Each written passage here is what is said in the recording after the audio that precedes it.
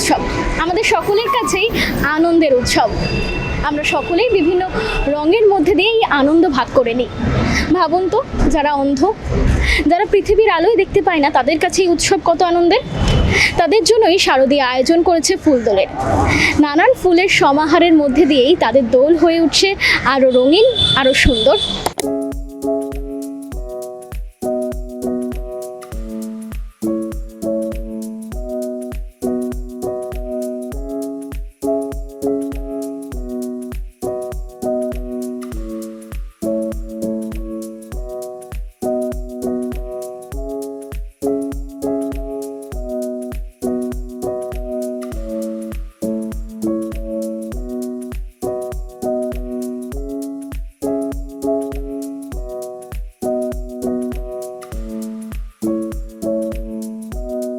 আপনাদেরকে বোঝাতে পারবো না যে আমার কেমন লাগছে, কারণ এই ফুলদের অপেক্ষা আমি সারা বছর ধরে করি যে হ্যাঁ এই দিনে দোল পড়ছে মানে এই কাছাকাছি ফুল দোল হবে।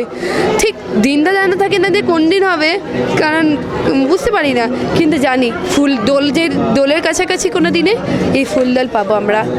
রঙের হোলি যেখানে খেলে সারা পৃথিবী, সেখানে খেলবো আমরা ফুলের হোলি।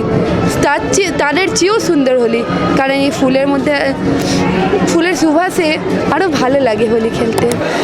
যে ফুল দোল তা আমরা পালন করে থাকি ফুলের পাপড়ি দিয়ে, ফুল দিয়ে। প্রচুর ফুল আনা হয়েছে, বাচ্চারাও খুব আপ্লুত আজকে এই অনুষ্ঠানে, এবং ওরা প্রায় মুখিয়ে থাকে সারা বছর এই অনুষ্ঠানটা কবে ওরা অনুষ্ঠিত করতে পারবে এবং ওরা এটাই পার্টিসিপেট করতে পারবে। এই সব শিশুদের মধ্যে অনেকেই আছে যারা এই রঙের কারণেই দৃষ্টিশক্তি বা চোখ হারিয়েছে।